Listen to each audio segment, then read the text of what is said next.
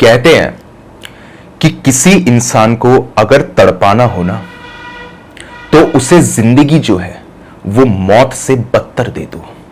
वो मौत के लिए तड़पे, उसे ऐसी जिंदगी दो, और जो उसके लिए मौत होगी ना वो एक लग्जरी साबित होगी। और इस किस्म से जो उस इंसान का बदला है ना वो बहुत अच्छे तरीके से पूरा हो सकता है। फिल्मों में भी अक्सर हम लोगों ने ऐसा देखा है कि जो विलन वगैरह होते हैं बहुत बुरी तरह से तड़पा तड़पा करके अपने दुश्मन को मारते हैं और कहते हैं यही बदला लेने का तरीका है। लेकिन क्या हो अगर जो इंसान, जो शख्स आपसे बदला लेना चाहता है वो किसी को दिखाई ना दे और आपके हाथ पैर भी यहां बेड़ियों में बंधे हों। कहने का मतलब ये कि वो शख्स जिससे आप बदला ले रहे हो वो तो जेल में है, और इसी के साथ साथ जो यहां पर उसको टॉर्चर कर रहा है सिर्फ और सिर्फ उस इंसान को उसका एहसास है बस, और वो चाह करके भी अपनी दिक्कत किसी के साथ शेयर नहीं कर सकता। तो आज की कहानी जो है ये भी एक ऐसे ही शख्स के बारे में है जिसकी सजा तो मात्र 10 साल की ही थी। सिर्फ 10 साल उसको जेल में काटने थे, लेकिन ये 10 साल की सजा लगातार बढ़ती ही चली गई और एक वक्त ऐसा आया कि वो इंसान यहां पर तड़प तड़प के मर गया। वो बताता रह गया, वो भीख मांगता रह गया कि कोई मुझे यहां पे बचा लो, लेकिन उसकी सुनने वाला कोई नहीं था। तो क्या है पूरा किस्सा ये मैं आपको डिटेल में बता देता हूं। पुणे की एक जेल की बात है। एक नए जेलर को यहां पे अपॉइंट होना था जिनका नाम था विजय प्रताप सिंह। अब नाम इतना शानदार विजय प्रताप सिंह, तो लोगों को लगा कि न जाने कौन सा जेलर आएगा और पता नहीं कितना ज्यादा वो स्ट्रिक्ट होगा, और जेलर लोग वैसे भी स्ट्रिक्ट होते ही हैं। तो एक यहां पर 32 साल का हैंडसम सा लड़का आया और उसका नाम था विजय प्रताप सिंह। आकर के उसने सभी से दोस्ती कर ली और सभी को उसने ये कहा कि भैया मेरे नाम पे मत जाना, माँ बाप ने नाम विजय प्रताप सिंह जरूर रखा है, पापा का नाम प्रताप, मेरा नाम विजय, तो नाम पे मत जाइए। बाकी मैं बहुत हंसमुख किस्म का ही इंसान हूं। और वो वैसा था भी, वो ऐसा नहीं कि जबरदस्ती किसी कैदी से दुश्मनी निकाले या फिर किसी की बात को ना सुने, फ्रेंडली था। अब वक्त की मार समझ लीजिए या कुछ भी समझ लीजिए, अगर वो इंसान शायद इस जेल में पहले होता तो वो यहां पर एक इंसान की जिंदगी को बचा सकता था। वो बहुत ओपन माइंडेड किस्म का इंसान था और नई जनरेशन का था, तो बात को समझता था। विजय की जब यहां पे भर्ती हुई तो जो पुराने जेलर साहब थे जो रिटायर होने वाले थे वो इधर आए और उन्होंने कहा विजय मैंने हर किस्म का केस हैंडल किया है, मैंने हर किस्म के कैदी को देखा है जिसने यहां पर स्मगलिंग से लेकर के मर्डर तक सब कुछ किया है, लेकिन ये जो सेल नंबर 32 है ना जो यहां पर लास्ट में तुम्हें दिखाई दे रहा है वो बिल्कुल अंधेरे में था। सेल नंबर 32 के बाहर कोई लाइट नहीं थी, बाकी 31, 30, 29, 28, 27 यहां पे लाइटें जल रही थी, जैसा होता होगा जेल में, आपने देखा होगा फिल्मों में भी या फिर रियलिटी में भी, अगर कभी आपने विजिट किया हो या किसी से मिलने गए हो तो देखा होगा इसी तरीके से होता है। वहां पर बिल्कुल अंधेरा था। विजय ने आते ही पूछा था पुराने जेलर साहब से कि सर एक बात बताइए यहाँ पे अंधेरा क्यों है, और मेरे को वहां से किसी के आने की आवाज भी नहीं आ रही, ना कोई वहां से कुछ बोल रहा। बाहर तो वैसे हलचल है, ऐसा तो लग रहा है कि 31, 30, 29, 28 में तो लोग मौजूद हैं, वो जेल क्यों खाली पड़ी है। तो वो आगे बताते हैं, उनका नाम जो था सूर्या था, जो पुराने जेलर थे उनका नाम था सूर्या। उन्होंने कहा विजय इस जेल की कहानी बहुत यूनिक है। जो यहां पर कैदी था ना उसके बारे में मैं क्या कहूं, मैंने कभी भी इतना शांत और इतना सुलझा हुआ इंसान, इतना पढ़ा लिखा इंसान अपनी जिंदगी में नहीं देखा। ये एक जेलर कह रहा है एक कैदी के बारे में जो 10 साल की यहां पे सजा काटने आया है। उसने कहा अच्छा तो बताइए ये कब आया था यहां पर।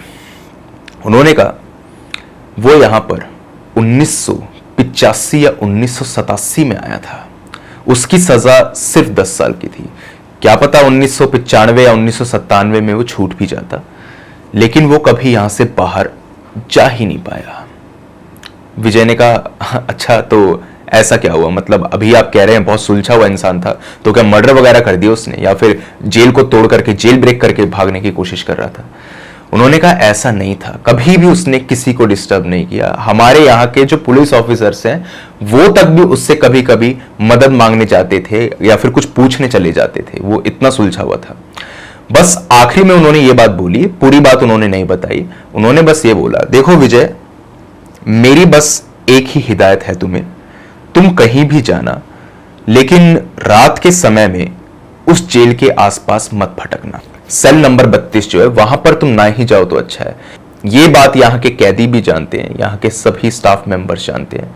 तुम यंग हो तो मुझे लगा कि तुम्हें बताना तो वैसे नहीं चाहिए क्योंकि तुम शायद इस बातों में मानो नहीं, लेकिन फिर भी मैंने बताना तुम्हें सही समझा। मेरी तो ड्यूटी खत्म होती आज, अब तुम्हारे हवाले है ये।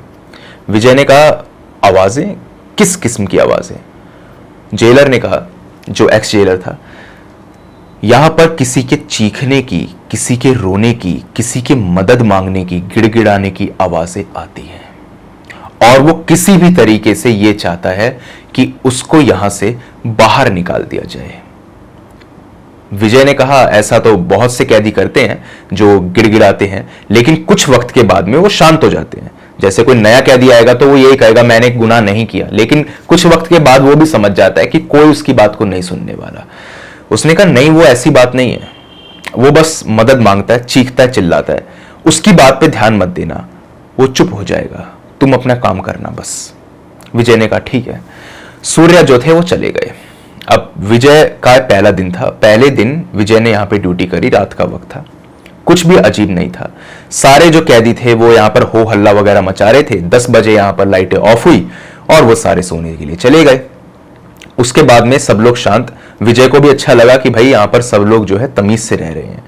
तो यहाँ पर रात में कुछ 1 बजे के आसपास उनको सेल नंबर 32 से किसी की आवाज आती है। वो कहता है, साहब मदद कर दो, मुझे मुक्त करा दो साहब, मुझे मुक्त करा दो, मेरी सजा पूरी हो गई है, मेरी सजा पूरी हो गई, मुझे बाहर निकालो। विजय को लगा कौन है आखिर ये आवाज कहां से आ रही है, क्योंकि एंड से ही आ रही थी आवाज। वो चलते हुए गए तो सारे कैदी सो रहे थे, लाइटें वैसे ही ऑफ थी, तो आवाज जो थी वो सेल नंबर 32 से ही आ रही थी। और वो आदमी लगातार ये बात बोल रहा था, मुझे बचा लो, मुझे बचा लो। और यहां पर जो जेल होती है उसको पकड़ के पीट रहा था, मुझे बाहर निकालो, बाहर निकालो। काफी देर तक जब वो ऐसा करता रहा तो जो विजय काफी काम रहते थे उन्होंने अपना डंडा उठाया और वो देखने के लिए चले ही गए कि आखिर ये मामला है क्या। जब वो उधर गए तो देखा कि जेल बिल्कुल खाली पड़ी है, कोई भी वहां पर नहीं है, कुछ भी नहीं है। जैसा कि सूर्या ने कहा ही था, विजय को भी याद आया, मैं भी क्या बेवकूफों जैसी हरकत कर रहा हूं, मुझे बताया तो था उन्होंने सुबह कि ये जेल खाली पड़ी है, लेकिन ये आवाज कहां से आ रही है ये समझ नहीं आ रहा। विजय डरपोक नहीं थे। इस वक्त पे आदमी होगा तो डरेगा, उल्टा सीधा इधर उधर भागेगा, 4 लोगों को बुलाएगा मदद के लिए। विजय को इन बातों से फर्क ही नहीं पड़ता था।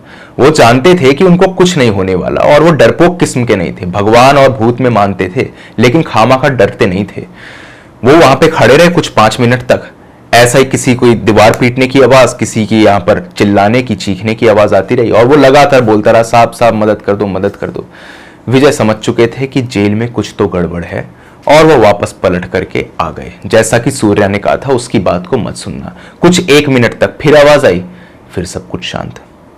अगले दिन विजय ने यहाँ पर जो सेल नंबर 31, 30, 29, 28 के पेशेंट थे, जितनी भी लाइन लगी हुई थी उधर, उनसे पूछा कि आप लोगों को भी आवाजें आती हैं? उसने कहा, साहब आती हैं, बस हम तो यही कहेंगे आप उसकी बात को मत सुनिए। और कुछ नहीं कहता, वो जो भी है वो कुछ नहीं कहता, चुप हो जाता है। 1-2 दिन और ऐसे चीखेगा, उसके बाद वो चुप हो जाएगा। विजय ने कहा, ठीक है। लेकिन विजय के मन में क्यूरियोसिटी तो थी कि ये चीज जो है ये नॉर्मल तो नहीं है, आखिर ये प्रॉब्लम क्या है। उन्होंने बाकी के यहाँ पे स्टाफ मेंबर से पूछा तो उन्होंने कहा, ये आपको कोई हानि नहीं पहुंचाएगा, कोई नुकसान नहीं पहुंचाएगा, बस ये भीख मांगेगा कि आजादी की। तो विजय को अब उसकी स्टोरी जाननी थी कि आखिर ये मामला क्या है, ये कौन आदमी था जिसको 10 साल की सजा हुई थी और वो कभी बाहर नहीं निकल पाया, वो तड़पता ही रह गया इसी जेल के अंदर। वो अगले दिन सूर्या के घर पे चले गए तो उनकी रिटायरमेंट पार्टी थी, उन्होंने सभी लोगों को बुलाया भी था। खैर रिटायरमेंट पार्टी वगैरह खत्म हुई और उसके बाद में वो विजय के साथ में बैठ गए, एक एक ड्रिंक लेकर के दोनों जने बैठ गए। विजय ने पूछा, सर आपने कल मुझे बात पूरी नहीं बताई थी कि आखिर वो कैदी कौन था और उसके साथ में ऐसा क्या हुआ। सूर्या ने कहा, मुझे पता था कि तुम मानोगे नहीं, तुम उसकी बात सुनकर के उसके पास जाओगे जरूर। अगर कोई भी उसकी मदद कर सकता ना तो वो कर जरूर देता। जीते जी तो शायद हमने उसकी बात को सीरियसली नहीं लिया, लेकिन मरने के बाद में भी दुख की बात यही है कि हम चाह कर के भी उसकी मदद नहीं कर सकते, चाहे अब कुछ भी हो जाए हम मदद नहीं कर सकते। विजय ने इधर पूछा, सर कौन था वो आदमी और उसके साथ में क्या हुआ? तो उन्होंने कहा वो आदमी एक बहुत बड़ी पेस्टिसाइड कंपनी का सीईओ था, बेहद पढ़ा लिखा इंसान था, पीएचडी कर रखी थी उसने, नाम था उसका राहुल शंकर। और वो इंसान जो था उसकी शक्ल देखकर कोई नहीं कह सकता था कि वो इंसान जो है उसने कोई ऐसा काम किया है जिसके चलते वो जेल में आए। उसकी पर्सनैलिटी ही ऐसी नहीं थी और उसका बिहेवियर तो मैं तुम्हें बता ही चुका कि वो कभी किसी को दुखी करता ही नहीं था। विजय ने पूछा, तो जब कोर्ट में केस वेस चला था तो कोर्ट वालों ने उसको कैसे गुनहगार ठहरा दिया? उन्होंने कहा, दरअसल बात ऐसी है विजय, एक इंसान था जो यहां पर तड़प तड़प के मर गया और मरते वक्त उसने ये बात बोली कि जो राहुल है उसने उसको यहां पे उकसाया है आत्महत्या के लिए, और उस आदमी ने यहां पे आत्महत्या करी थी। अब अगर आपको नहीं पता तो आत्महत्या के अंदर या तो फाइन लगता है, बहुत हैवी फाइन, कुछ साल की सजा, या मैक्सिमम अगर सजा हो तो 10 साल की होती है, इससे ज्यादा की सजा नहीं होती। कोर्ट ने उसको यहां पे गिल्टी प्रूव कर दिया। वो आदमी ये कहता रहा कि भाई मैंने तो यहां पे गुनाह नहीं किया, हर एक कैदी ये बात बोलता है। उन्होंने कहा ठीक है, तो फिर वो यहां पे आया, फिर क्या हुआ?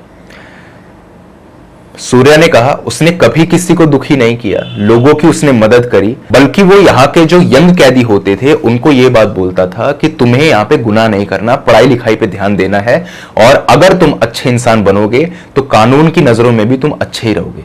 कभी किसी को उसने दुखी नहीं किया, कभी कोई प्रॉब्लम नहीं आई, और हम तो ये खुद चाहते थे कि इस आदमी की सजा जल्द से जल्द कम हो जाए, और ऐसा हुआ भी। उसकी सजा को 6 महीने कम भी कर दिया गया, सिर्फ 9.5 साल की सजा रह गई थी उसकी। वो आदमी यहां पर अपना वक्त काटता रहा और थोड़े दिनों के बाद उसने कहा कि अब मेरी सजा यहां पे पूरी हो ही जाएगी और मैं यहां से चला जाऊंगा। हम लोग भी काफी खुश थे, लेकिन यकीन मानो जब उसकी सजा खत्म होने वाली थी उसके महज 10 दिन पहले उस आदमी ने एक शख्स का यहां पे मर्डर कर दिया। और वो आदमी जो था वो स्मगलिंग करता था, बच्चों को उठा उठा करके अलग अलग जगहों पर, समझ सकते हैं, वो ये सारा काम करता था। उस आदमी को जिसको यहां पर सचमुच फांसी की सजा होनी चाहिए थी, हम सभी लोग मन से ये बात चाहते थे, उसको यहां पर राहुल ने जान से मार दिया। राहुल बहुत शांत इंसान था, वो तो हथियार तक अपने हाथ में उठा नहीं सकता था, जितना मैंने उसको देखा था इन 9.5 सालों में, वो नहीं कर सकता था ये काम। लेकिन जब यहां पर खाना खाने के लिए सारे कैदी गए तो उसने वहां पर उस आदमी का मुंह लेकर के खौलती हुई कढ़ाई के अंदर दे डाला और उसे यहां पर मार डाला। और उस वक्त पर जो उसकी आंखें थी ना, वो आंखें किसी नॉर्मल इंसान की नहीं थी। वो बुरी तरह से यहां पर चिल्ला चिल्ला करके कह रहा था कि तुम जैसों को मैं छोड़ूंगा नहीं। उसने उसको मार डाला। अब हमारी नजरों में तो ये चीज जो थी ये गुनाह तो थी ही, लेकिन मनी मन हम लोग खुश भी थे कि ये कैदी जो था ये सिर्फ यहां पे रहता, उम्र कैद की सजा यहां पे काटता रहता, क्योंकि उसके खिलाफ बहुत सारे और चार्जेस थे। उसने, राहुल ने उसको मार दिया, हम तो खुश थे, लेकिन कानून ने उसकी सजा को एक्सटेंड कर दिया और उसको कहा कि इसको और वक्त तक जेल में रखा जाएगा। बेसिकली उसकी सजा जो थी वो 14 साल की यहां पर और बढ़ गई। राहुल यहां पर रोता रहा, उसने कहा मैंने ऐसा नहीं किया, मुझे किसी ने ऐसा करवाया है, मेरे हाथ पैर मेरे काबू में नहीं थे, मुझे नहीं पता था कि आखिर ये मेरे साथ क्या हो रहा है। अब भाई कानून और डॉक्टर भूत प्रेत जैसी चीजों में तो मानते नहीं। उस आदमी ने दिन प्रतिदिन यही बात बोली कि मैंने ये काम नहीं किया, मेरे ऊपर कुछ हावी हो गया था, शायद मुझे कोई प्रॉब्लम है, आप प्लीज किसी से कंसल्ट कीजिए। उसको लेकर के डॉक्टर के पास जाया गया। डॉक्टर ने कहा ना तो इसको कोई बाइपोलर प्रॉब्लम है, ना ही इसी के साथ साथ ये आदमी स्क्रिजोफ्रेनिक है, इसी के साथ साथ मल्टीपल पर्सनैलिटी डिसऑर्डर जैसी कोई भी बीमारी इसके आसपास नहीं है। इसने जो भी किया है वो पूरे होशो हवास में किया है। अब ये बात प्रूव हो चुकी थी कि यहां पर जो राहुल है वो सिर्फ नाटक कर रहा था, लेकिन तब भी जेल के किसी आदमी ने उसको नहीं मारा और वो दुखी थे कि राहुल की सजा बढ़ गई। काफी अजीब लग रही है ना बात सुनने में, लेकिन ये बात जो है ये सच है। राहुल समझ चुका था कि वो कुछ भी कर ले वो जेल से बाहर नहीं जा सकता। अपनी कंपनी को वापस से चलाने का उसका सपना तो चला ही गया था, वो बस एक चैन की सांस लेना चाहता था। मेरी उससे बहुत अच्छी दोस्ती थी और मैंने उससे बार बार पूछा कि राहुल तुमने ऐसा क्यों किया, सिर्फ 10 दिन ही तो रह गए थे तुम्हारी रिहाई के अंदर और तुमने ऐसा कदम उठा लिया। उसने कहा सर यकीन मानो, मैं मजाक नहीं कर रहा, पता नहीं किसी ने मुझसे वो करवाया है। इधर जो सूर्या थे उन्होंने पूछा भी, क्या तुम्हें कोई भूत प्रेत दिखाई दे रहा था, कुछ ऐसा तुम्हारे साथ हो रहा था? उसने कहा नहीं, लेकिन जब मैं उसका सर यहां पे कढ़ाई के अंदर डुबो रहा था ना, उस तेल में खौलती हुई कढ़ाई के अंदर, तो मुझे लग रहा था किसी ने मेरे हाथ को यहां पकड़ रखा है। मैं चाह करके भी अपने हाथ को पीछे नहीं हटा पा रहा था और मेरी आंखों में सिर्फ यहां खून था। मैं उस आदमी को मार देना चाहता था जिसको मैं जानता तक भी नहीं था। सूर्या ने उसे कहा, देखो मेरी सहानुभूति तो तुम्हारे साथ है, लेकिन मैं तुम्हारी कोई मदद नहीं कर सकता। उसने कहा, सर मैं समझता हूं, मेरी कोई मदद नहीं कर सकता, मुझे गलत तरीके से यहां फंसाया गया है और इसी के चलते मुझे ऐसी सजा मिली है। कोई बात नहीं सर, जब 9.5 साल यहां काट लिए, इस जेल की आदत हो गई ना, तो 14 साल और काट लूंगा, कोई दिक्कत नहीं। वक्त ऐसे ही बीतता चला गया। जो सूर्या के बच्चे थे वो उससे यहां पर पढ़ने आते थे। बेसिकली वो मैथ्स का बहुत ज्यादा ज्ञानी था, तो मैथ्स के जो सम्स वगैरह होते थे वो यहां पर वो सॉल्व करता था और बच्चों के साथ उसका बिहेवियर बहुत सही था। और इधर जो सूर्या थे वो समझते थे कि यह आदमी किसी को नुकसान नहीं पहुंचाएगा, कभी पहुंचाया भी नहीं। अब बच्चे भी बड़े हो गए 14 साल के अंदर, कब तक वो उधर ट्यूशन पढ़ते, बच्चे भी अपने रास्ते निकल गए। लेकिन जब उसकी सजा ये 14 साल की भी खत्म होने वाली थी, इससे महज 2 दिन पहले वो यहां पर पागलों की तरह चिल्लाने लगा और कहने लगा कि वो जो है वो मुझे मार देगा, वो मुझे जान से मारना चाहता है, मुझे बचा लो। काफी लोगों ने उससे पूछा, वो कौन? कह रहा, मुझे खुद नहीं पता कि वो कौन है, उसका सपना मुझे आता है, वो देखते हुए मुझे हंसता है और वो कहता है कि मैं तुझे यहां तड़पा तड़पा के मारूंगा, मैं तुझे यहां से रिहा नहीं होने दूंगा, और अगर मुझे तुझ पे दया आई तो मैं तुझे यहां पे मुक्त कर दूंगा। लेकिन वो कौन शख्स था, इसके बारे में कभी भी राहुल ने नहीं बताया। राहुल को खुद नहीं पता था वो शख्स कौन है। खैर, अब वो चिल्लाता था, लेकिन इसी के साथ साथ कोई गुनाह तो नहीं कर रहा था। अब उसको यहां पर हम लोगों ने डांट फटकार करके, पहली बार उसको डांटा हमने, तो वो चुप तो हुआ और वो खुश भी था कि उसकी सजा जो है वो खत्म होने वाली है। सजा से मात्र 1 दिन पहले उसने यहां पर एक सीरियल किलर को मार डाला और उसको भी उसने यहां पे किचन में ही मारा, चक्कू उठाया और उसके पेट में उसने यहां पर 19 बार उसको गाड़ डाला और वो सीरियल किलर वहीं मर गया। सभी लोग ये चाहते थे कि उस सीरियल किलर को यहां फांसी हो, उसको यहां पर जेल में नहीं रहने दिया जाना चाहिए, क्योंकि आप जानते हैं ऐसे बहुत से कैदी होते हैं जिनको सरकार यहां पे पालती है, उनको बेसिकली रखा जाता है जेल के अंदर। लोग यहां पर तड़पते रहते हैं कि भाई इनको मार दो, खत्म करो। जैसे कसाब था, उसको कितने लंबे समय तक जेल में रखा। सभी लोग ये बात कह रहे थे कि भाई आतंकवादी है, खत्म करो इसको। कितने लंबे वक्त के बाद में जाकर के उसको मारा गया। याकूब मेमन 1993 में उसने यहाँ पे बॉम्ब ब्लास्ट करे थे, 2013 में 20 साल बाद फांसी हुई। सभी लोग ये बात चाहते थे कि उस सीरियल किलर को मार दिया जाए, क्योंकि उसने यहां पर 27 लोगों को मारा था बेरहमी से। लेकिन वो काम राहुल ने कर दिखाया और राहुल की फिर से वही स्टेटमेंट कि मैंने ये किया ही नहीं, मेरे से किसी ने जानबूझ के करवाया है। उसकी सजा को इस बार फिर बढ़ाया गया और साथ ही साथ में मेडिकल चेकअप भी। जब मेडिकल चेकअप हुआ तो यही बात सामने आई कि इसको कोई प्रॉब्लम नहीं है, इस आदमी ने पूरे होशो हवास में इस काम को किया है। लेकिन कहते हैं ना कि जिन चीजों को हम देख नहीं सकते, समझ नहीं सकते, इसका मतलब ये नहीं कि उनका वजूद नहीं है। कोई दूसरे तरीके से सोचने की यहां पे बात कर ही नहीं रहा था। राहुल बस यही कह रहा था कि मैंने ये काम नहीं किया। उसकी सजा को फिर बढ़ा दिया गया और अब जो उसकी सजा का यहां पे टर्म था, इसी के साथ साथ जो सूर्या का टर्म था वो भी खत्म हो रहा था। सूर्या का टर्म जो था वो उसकी सजा खत्म होने के 1 महीने बाद खत्म हो जाना था, मतलब रिटायरमेंट उनकी आ जानी थी। तो 1 महीने पहले ही यहां पे राहुल की मौत हुई थी। उन्होंने यही बात बोली और उसके बाद उन्होंने कहा, रिहाई से 1 हफ्ते पहले वो यहां फिर से तड़पने लगा और फिर से वो यही कहने लगा कि मुझे बचा लो, वो मुझे मार देगा, मुझे मुक्त कर दो, मैंने अपनी सजा पूरी कर ली।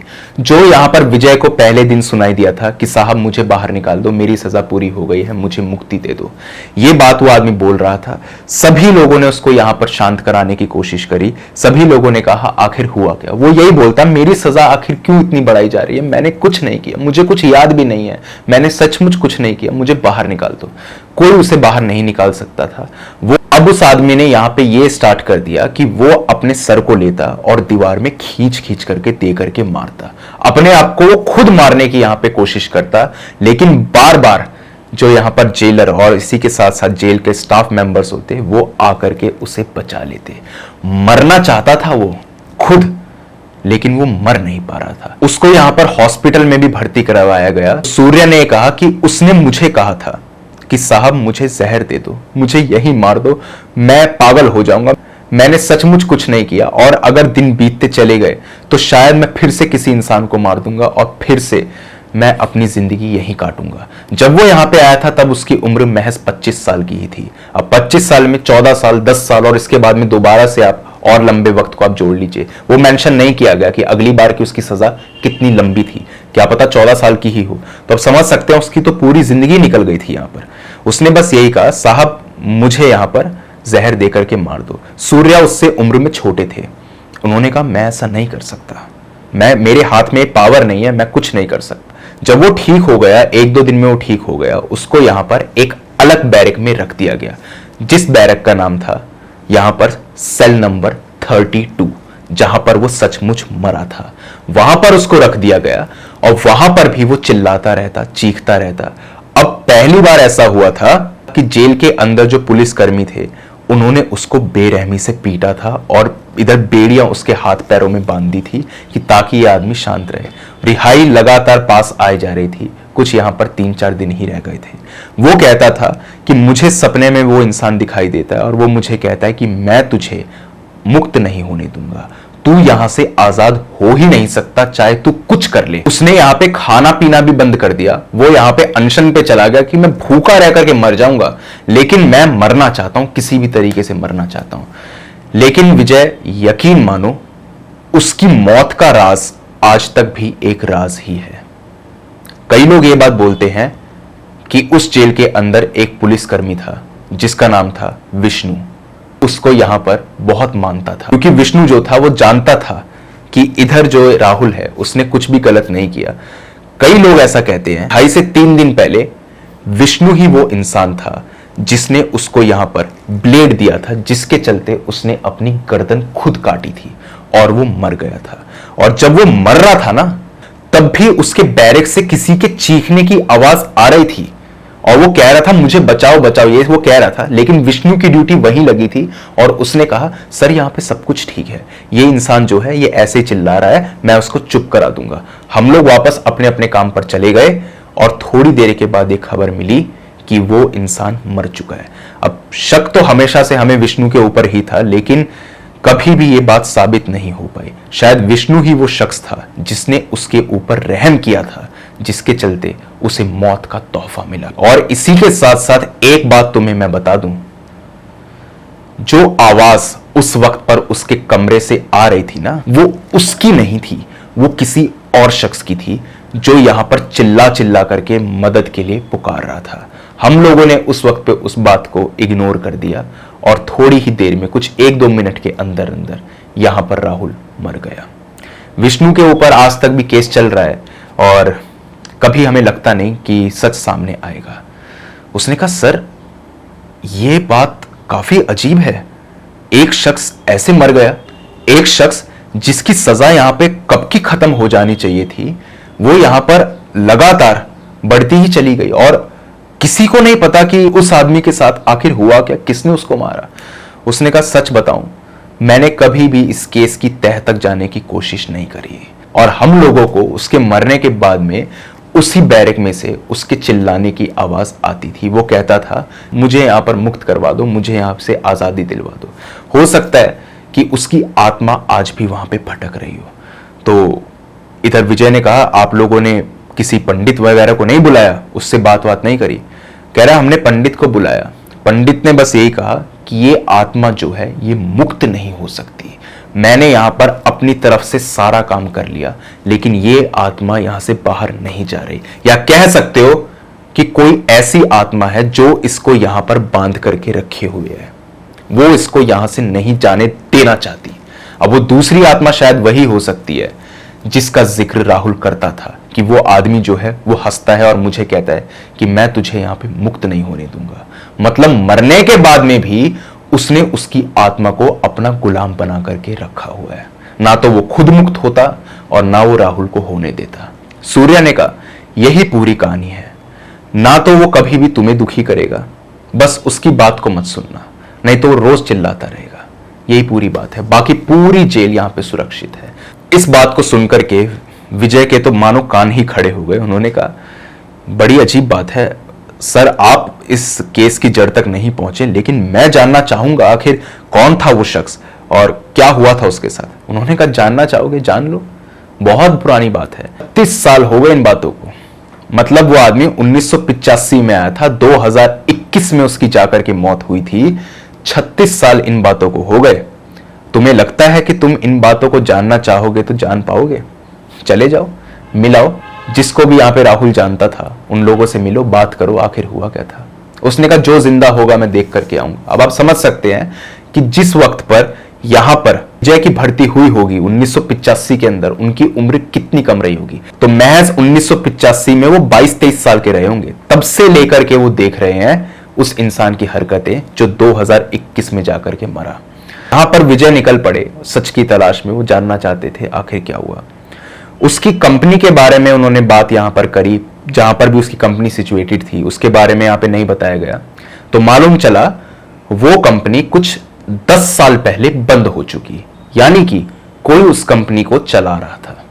राहुल तो जेल में था, राहुल के तो बस की बात नहीं थी, कोई तो दूसरा इंसान था जो चला रहा था। तो काफी लोगों से यहां पे बात की गई और पता चला कि एक यहां पर शख्स है जो राहुल का ही बिजनेस पार्टनर था, बिजनेस पार्टनर कम उसका नौकर था। और राहुल के जाने के बाद में उसी ने इस कंपनी को चलाया। कंपनी 10 साल पहले घाटे में चली गई, उसने कंपनी को बेच दिया और अब वो यहाँ पे टायर मैन्युफैक्चरिंग की इंडस्ट्री में लगा हुआ है। वो उसने यहाँ पे काम खोल लिया। वहां पर वो गया और उसने यहाँ पे पूरी बात उस इंसान के सामने रख दी कि मैं जेलर हूं, मैं पुणे से आया हूं और ये सारी बात है। आपका दोस्त यहाँ पे मर चुका है 1 महीने पहले, आपको इसके बारे में पता है? उसने कहा, मुझे कुछ नहीं पता, ना हमने कभी उससे ताल्लुकात रखे ना उसने कभी रखे। कमाल की बात यह, राहुल के माँ बाप नहीं थे, मतलब मर चुके थे, भाई बहन उसके कोई नहीं थे क्योंकि वो अकेला बच्चा था। तो उसका अंतिम संस्कार भी ना जेल के ही लोगों ने किया था। उसका अंतिम संस्कार करने वाला कोई नहीं था। दोस्त ने तो साफ कह दिया कि भाई मैं तो उससे मिला ही नहीं, उसको तो मालूम ही नहीं था कि 1 महीने पहले डेथ हो चुकी है। तो इधर उन्होंने, विजय ने उससे थोड़ा सा स्ट्रिक्टली पूछा कि आप मुझे बताइए आखिर यहां पे मामला क्या था, कैसे वो आदमी यहां पर जेल में चला गया, 10 साल की सजा जो हुई थी उसको, किसको उसने उकसाया था यहां पर सोसाइटी, जिसके चलते उसे सजा हुई। तो उस आदमी ने कहा, मैं उसका जिक्र करने से भी डरता हूं, मैं डरता हूं उसका जिक्र करने से, क्योंकि उस आदमी के चलते मैंने अपने भी एक परिवार के सदस्य को खोया है और वो आदमी आज भी हमारे बीच मौजूद है। मुझे लगता है कहीं वो मेरा कोई नुकसान ना करे, लेकिन अब मेरे पास खोने के लिए कुछ है नहीं, सिर्फ मैं ही बचा हूं। मेरी बीवी मर चुकी है, बच्चा जो था वो उस वक्त पेट में ही था, उसकी भी डेथ हो गई। तो मुझे लगता है शायद मैं आपको सच बता दूंगा तो मेरे मन का भी जो बोझ है वो हल्का होगा। तो उसने यहां पे सच बताया। बेसिकली राहुल जिस कंपनी का सीईओ था, उस कंपनी का मालिक एक वक्त पर कोई दूसरा आदमी था जिसका ये जूनियर था। राहुल ने यहां पर क्या करा कि उस आदमी के ऊपर उसने काला जादू करवाया। धीरे धीरे करके वो इंसान पागल होता चला गया और वो राहुल का यहां पे गुलाम बन गया। वो राहुल को ही अपनी कंपनी यहां पे ट्रांसफॉर्म करता चला गया। राहुल पे उसको पहले से ही ट्रस्ट था, धीरे धीरे करके पूरी कंपनी उसने राहुल के नाम पे कर दी और राहुल जो था यहां पे उसने उसके ऊपर काला जादू करवा रखा था। इसी के साथ साथ किसी भी काले जादू की एक लिमिट होती है, तो कुछ यहां पर 1 साल के अंदर अंदर जब पूरी कंपनी उसके नाम पर हो गई तो वो काले जादू का असर भी खत्म हुआ।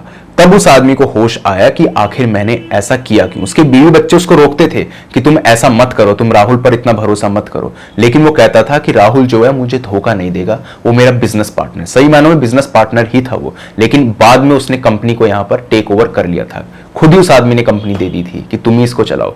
और बाद में जब उसको इस चीज का एहसास हुआ, उसने कहा भी कि ये मैंने अपने होशो हवास में नहीं किया, मुझे नहीं पता कि आखिर ऐसा हुआ कैसे।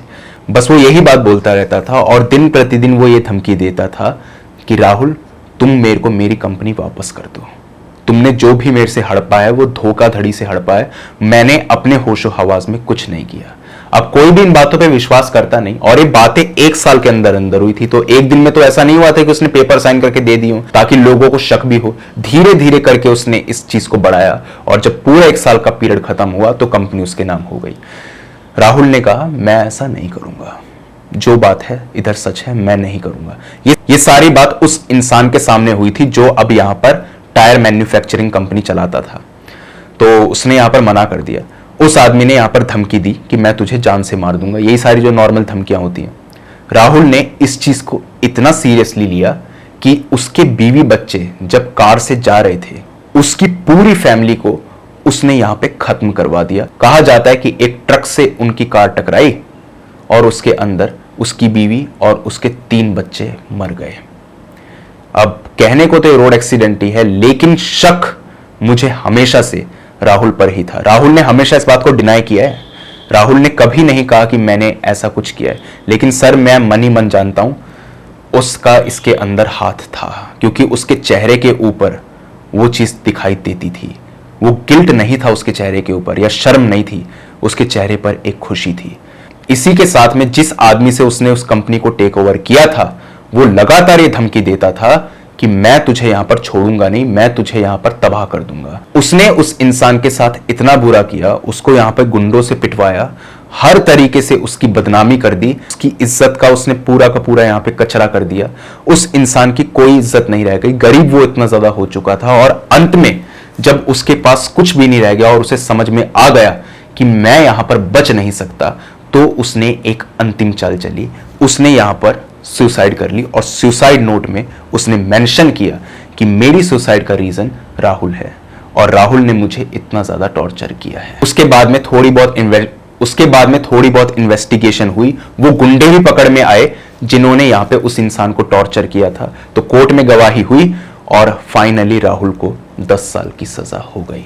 और उसके बाद से मेरा उससे कोई लेना देना नहीं है। राहुल की कंपनी जो थी उसको मैं ही चला रहा था, और बाद में वो कंपनी जो थी वो लगभग मेरी ही हो गई थी, अनऑफिशियली मेरी हो गई थी। वो जितने भी उसके पार्टनर्स वगैरह थे उनके बीच में पैसा वगैरह डिस्ट्रीब्यूट हो गया, और 10 साल पहले हमने कंपनी को बंद कर दिया। विजय ने पूछा तुम्हारी फैमिली के साथ आखिर क्या हुआ? तुमने कहा कि तुम्हारी बीवी थी और एक बच्चा भी था, वो बेसिकली प्रेग्नेंट थी, तो उसके साथ में क्या हुआ? उसने कहा सर मेरी बीवी को यहां पे एक आदमी दिखाई देता था, सिर्फ उसकी परछाई मात्र। वो हंसता हुआ इंसान दिखता था, वो कुछ कहता नहीं था, और वो दिन प्रतिदिन मुझे यही बात बोलती थी कि वो इंसान मुझे दिखाई देता है और वो हमारा बुरा चाहता। मरने से कुछ 3 दिन पहले मेरी बीवी ने मुझे ये बात बोली कि वो इंसान मुझे आकर के कह रहा था तेरे पति के पापों की सजा तू भुगतेगी। जिस तरीके से मेरा परिवार मरा है उसी तरीके से उसका परिवार भी खत्म होगा। वो औरत जो थी वो बाथरूम में ही फिसल गई, पेट के बल वो गिरी, और आप समझ सकते हैं इस तरीके से वो औरत मर गई। इसीलिए उस आदमी ने कहा कि सर मैं ये बात दावे के साथ बोल सकता हूं कि जब उस आदमी के परिवार की डेथ हुई थी कार एक्सीडेंट के अंदर, तो राहुल उसके पीछे जिम्मेदार था। मुझे सच्चाई मालूम थी, मैंने ये बात छुपाई क्योंकि मेरे पास कोई पुख्ता सबूत नहीं था, और मेरे में इतनी हिम्मत भी नहीं थी कि मैं राहुल से लड़ सकूं। मैंने सारी सच्चाई को यहां पे छुपाया, इसी के चलते मुझे भी मेरे पापों की सजा मिली है। मैं बस जिंदा हूं सर, लेकिन मर तो मैं बहुत पहले ही गया। ये सारी बातें विजय के सामने आ चुकी थी। विजय समझ चुके थे कि राहुल ने जो भी किया था वो ठीक नहीं था, और इसी के चलते उनको इतनी भयानक सजा मिली। वो जो आत्मा थी वो कभी भी राहुल को जेल से बाहर देखना ही नहीं चाहती थी, और अगर राहुल मर भी जाता तब भी वो उसको अपना गुलाम बना लेती, जो उसने अभी भी कर रखा है। ये बात आकर के उन्होंने यहां पर सूर्या को बताई कि सर ये पूरा मामला है और ये सब कुछ हुआ। उनकी भी आंखें फटी की फटी रह गई कि आखिर ऐसा हो कैसे सकता है, क्योंकि राहुल ने कभी भी इसके बारे में जिक्र किया ही नहीं। वो बस ये बोलता था मैं बेगुनाह हूं, मैंने किसी को नहीं मारा। अब बस बात एक ही उठती थी कि आखिर उनका दोस्त 36 साल के बाद में झूठ क्यों बोलेगा, और वो भी जेलर के सामने बैठ करके वो ये क्यों बोलेगा कि मैंने ये सारी बातें होते हुए देखी, क्योंकि खुद उसके सर पे तलवार लटक रही है। वो खुद एक तरीके से गुनहगार है, लेकिन किसी भी तरीके से इस बात को झुठलाया नहीं जा सकता था। इसके बाद में जो सूर्या यानी कि जो एक्स जेलर थे और इसी के साथ में विजय जो थे, वो दोनों किसी बड़े पंडित को यहां पर बुला करके लाए, और उनसे उन्होंने बात करी कि देखो मामला ऐसे ऐसे है, पूरी बात इस तरीके से है, और क्या इस आत्मा को यहां पे मुक्ति मिल सकती है।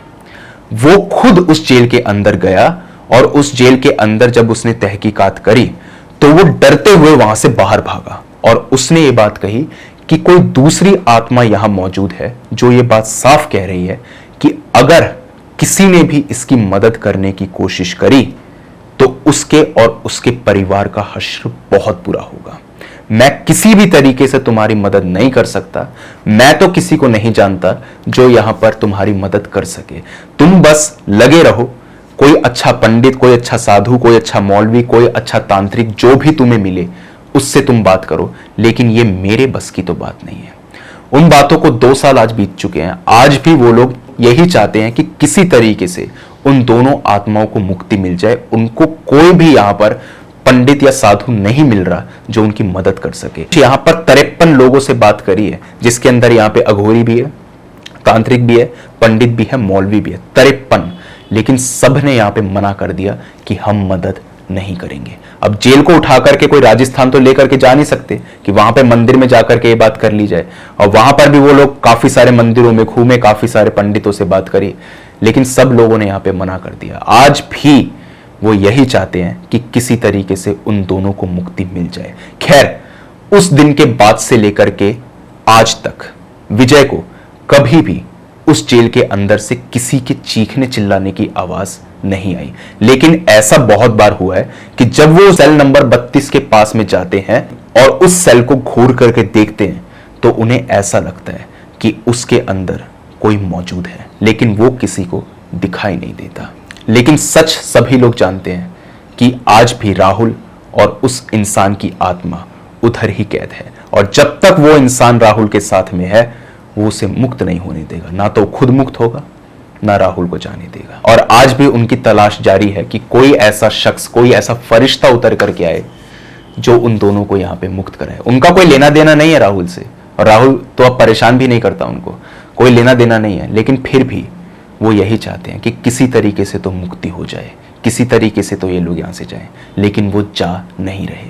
अब वो लोग भी इसको बस एक तरीके से कुदरत का फैसला मान करके भुलाना ही चाहते हैं कि कुदरत का ये फैसला है तो हम क्या ही कर सकते हैं। खैर, यही था पूरा का पूरा इंसिडेंट जो यहां पे हुआ था सूर्या के साथ में, सिर्फ उस एक रात को, जहां पर उन्हें किसी के चीखने चिल्लाने की आवाज आई थी।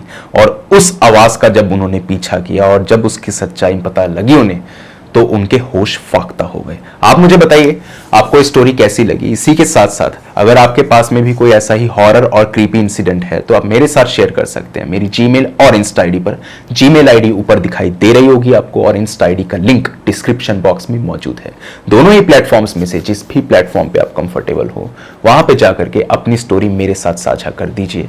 बस रिक्वेस्ट आपसे इतनी ही रहेगी मेरी कि जब भी अपनी स्टोरी को भेजें तो जितना डिटेल में हो सकता है उतना डिटेल में भेजिए, ताकि उन इवेंट्स को मैं उसी तमीज के साथ में आपके सामने रख सकूं जिस तरीके से आपने उन्हें मेरे सामने रखा है। अगर टाइप करने में प्रॉब्लम है आपको तो वॉइस मैसेज के जरिए भी अपनी स्टोरी इंस्टा पे मुझे डीएम कर सकते हैं।